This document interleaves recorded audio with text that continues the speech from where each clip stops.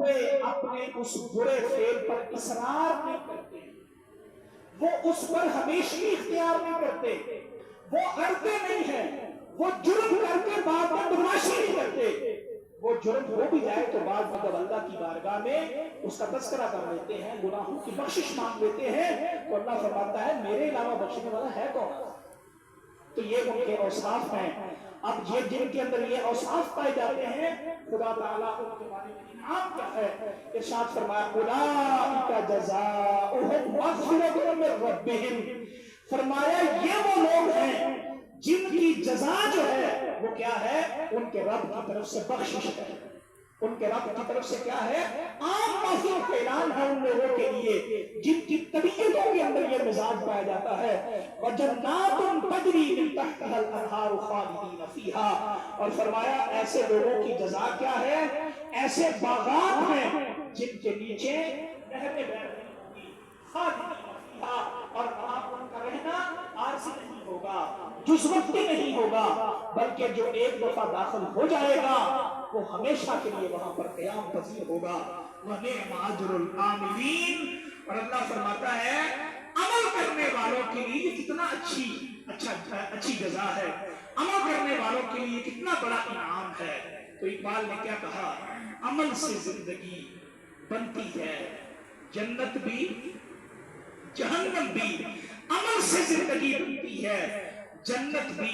جہنم بھی، یہ خاکی اپنی فطرت میں نہ نوری ہے نہ ناری ہے۔ خدا ہمیں بخشے گا، وہ وقت ہمیں بخشنے کو تیار ہے، لیکن اس بخشش کے لیے کچھ بہانہ، کچھ محنت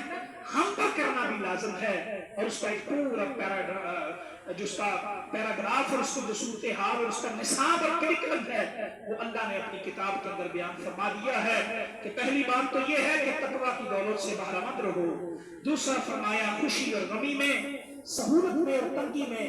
اللہ کے نام پہ اپنا مال، اپنا رزق جو کچھ ہم نے تمہیں دیا ہے، وہ صحت ہے، وہ علم ہے، وہ مال ہے، وہ کردار ہے، وہ اچھی گفتگو ہے، جو کچھ بھی ہم نے آپ کو دیا ہے اس کو اس کی راہ میں خرچ کرتے رہو۔ اور فرمایا والعافین عن الناس، خدا کے جو بندے ہیں وہ غصہ پی جانے والے ہوتے ہیں، وہ لوگوں کو معاف کرنے والے ہوتے ہیں، اگر ان سے گناہ ہو بھی جائے وہ اس پر اڑتے نہیں ہیں، وہ اس پر اصرار نہیں کرتے، بلکہ اگر کوئی فحش بات ہو جائے اپنے اللہ کو یاد کرتے ہیں، اپنے گناہوں کی بخشش مانگتے ہیں تو رب کریم بھی ان کو معاف فرما دیتا ہے۔ اور ایسے لوگوں کی جزا کیا ہے کہ اپنے رب کی طرف سے عام معافی کا اعلان بھی ہے، اور ایسی جنتیں ہیں جس کے نیچے نہریں بہہ رہی ہیں اور وہاں پہ ان کا داخلہ ہمیشہ کے لیے ہے۔ حضرات گرامی قدر، آج کی ساری گفتگو کا جو خلاصہ ہے وہ کیا ہے؟ آپس میں انسان محبت سے رہے، پیار سے رہے۔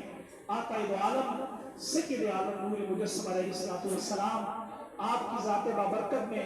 جو چیز ایک بڑی نمایاں بن کے سامنے آتی ہے وہ آپ کا اخلاق عالیہ ہے۔ آپ نے ساری زندگی اپنے وجود سے، اپنی ذات سے، اپنی زبان سے کسی آدمی کو تکلیف نہیں دی۔ آپ کا ارشاد گرامی ہے المسلم من سلم المسلمون من لسانه ویدہ او کما قال، آپ نے فرمایا تم میں سے کوئی شخص اس وقت تک کامل ایمان والا نہیں ہو سکتا، کامل مسلمان وہ ہوتا ہے جس کی زبان اور جس کے ہاتھ سے دوسرے مسلمان محفوظ ہیں، جس کی زبان اور جس کے ہاتھ سے دوسرے مسلمان محفوظ ہیں۔